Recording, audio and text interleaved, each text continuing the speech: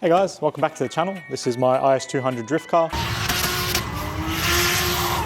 This is going to be my pro level competitive sort of drift car for the foreseeable future. Now previously the car, I sort of bought it as a stock IS200, it was a street car, and I slowly have converted it to what it is now. Got a Ministry of Fab roll cage, I've resprayed it, I've built the engine, put a big diff in it, and it's slowly become more and more serious of a car. However, it's at the point now where I'm limited by how much of a street car it is.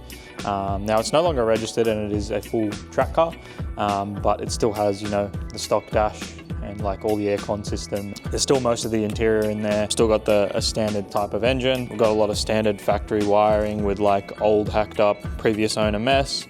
So I kind of just want to start clean, go back to a bare shell and then build it up from scratch just with the bare essentials so it's reliable and easy to maintain at the track. This setup was really good. I had a mil-spec engine harness on it and you know, pretty much everything to make sure it was running right. Being a 2-litre with a big turbo, I did find it, I wanted it a little bit more responsive for the style of driving that I do. So hopefully the new setup is a lot more responsive and also has, you know, 2 or 3 times the power. So what we're going to do is just start digging into it, start tearing everything apart. We'll get it back to a bare shell. And then we'll start putting new parts in, cleaning things up, painting things, getting things powder coated.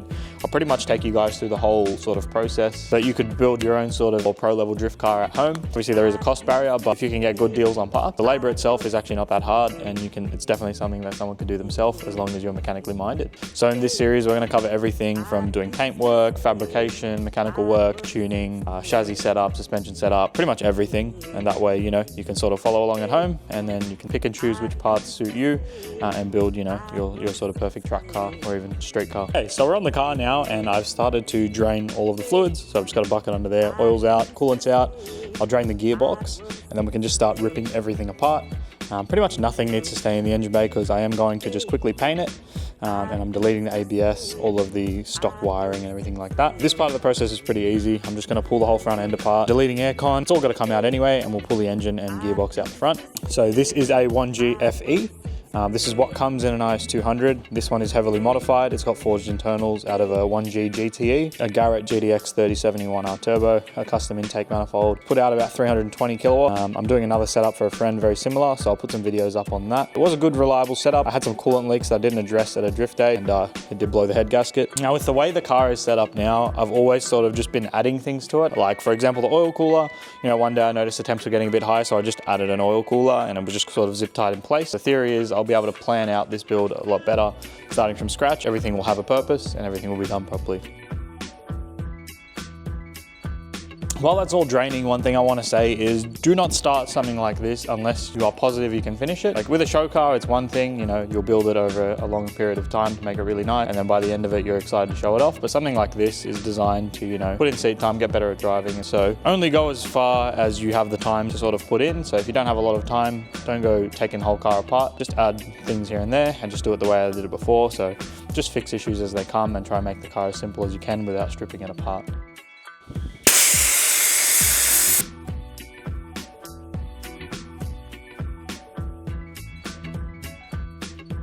All right, now the engine is out, that's the bulk of it. You can get ready to spray this engine bay. Probably just gonna do it in black, but I'm not 100% sure, so I'll strip it and then we'll figure out what we're gonna paint it in.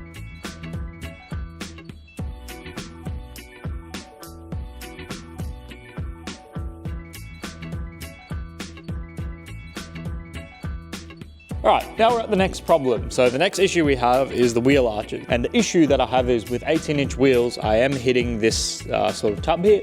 So what I've done in the interim is I bashed it out, like just punched it out as much as I could to get more clearance. Just gonna cut out both tubs. And that'll give us plenty of room to go lock to lock. And then down the line, if you know I ever crash the car very badly, I'll actually cut the whole front support out from here and we'll do a tube front. Before I crash it, I would like to keep it all factory there as possible because everything just lines up and it just makes life easy. Let's get into it. Now, if you're not super confident cutting this, you can actually take a marker and outline exactly where you want to cut it. A 3-inch cutoff wheel and just go around and cut everything out. I'm just going to follow the factory seam. So I'm just going to take an angle grinder and cut those out. As always, cut less because you can always take more off, but if you cut too much, you can't really go back.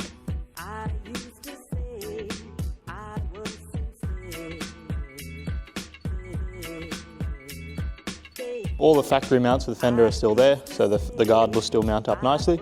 Now we've got plenty of room for clearance and angle. All I'm going to do now Take a flat disc and clean up the edge so I don't cut myself, and then I'll prime it, get it ready for paint, and then I'll paint the whole engine bay. All right, engine bay is almost ready for paint. Now I've showed you guys before how to get an engine bay ready for paint, but it's pretty simple. All I'm using is this scuff paste and then some red Scotch-Brite, and I'm just scuffing up the whole area. In the high impact areas, I'll hit them with 6 or 400 grit sandpaper. The bay is ready to paint. So all I'm gonna do is lay down a black base coat. Once the base coat's down, I'm gonna lay down a metallic flake, and that will just be a silver metallic. And then I'm going to do a candy purple to pink fade, and we'll see how it looks. As always, all paint supplies for any of my cars are supplied by VG Auto Paints. They're a shop out in Sydney. So if you're in Australia and you're looking for paint supplies, that's probably the place to go. So give them a call and they can probably sort out what you need.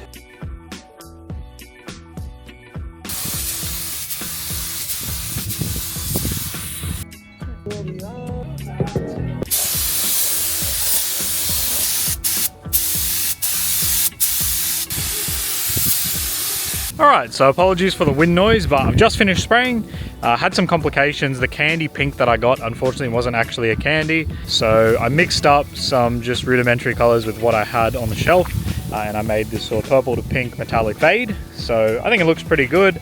It is kind of bumpy in a few spots, 10 or 15 layers of base coat on here just to fix the color. That being said, once the engine's in here, it's gonna be pretty busy, so you probably won't see any of it. Okay, now obviously rebuilding the car, there's gonna be a lot of things that we wanna clean up along the way. So we've got certain things like this dash bar. Now you're never gonna see this, so it's not really worth me sending this off and paying hundreds of dollars to get it powder coated. It's gonna go behind the dash, but just for my peace of mind, we may as well clean it up a little bit and give it a coat of paint. So for parts like this, where they're low impact, I like to call them, high impact area will be something you touch a lot or that gets rubbed on, the intrusion bars on a roll cage or something like that. But something low impact like this that you're pretty much never gonna see and never gonna touch, all we're gonna do is touch it up with a wire wheel.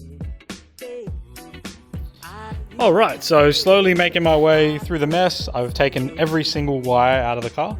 All that's left now in the car is a few just scrap pieces, the roof lining and the B-pillars. So I'll take those out, but this is pretty much as far as I need to go with the car. I am gonna paint the inside of the interior probably with like a tinted Raptor coat or something. Still need to fabricate brackets for like my new hydro handbrake, my ECU and stuff's gonna mount. So there's still a few brackets to be made. So what I'm gonna do is do like a V1, and I'm just gonna leave the floor silver. I'll fab up all my brackets and stuff. And since there's no interior, all I'll need to do is pull the seats out and then I can paint on the floor. I've got the painted black dash bar that we painted earlier. Got that put into the car and just bolted in the factory spots. So all I'm going to do now is cut the dash in half and test fit it in there, and we'll see how it fits. And then we can figure out where we're going to mount things. All right, so the only part of the dash I actually need is the top half. It's just to stop some glare and make the car look a bit more presentable on the inside. So I'm going to cut the bottom half off. I can still have a center console to put like a digital screen. I have my cluster where I'll put another digital screen. And then we'll just hollow out the vents and hollow out the back of it, so it's basically just a cover. Right, so I've got the dash mounted in there. As you can see, it's all gutted underneath, so it's pretty much a half cut dash.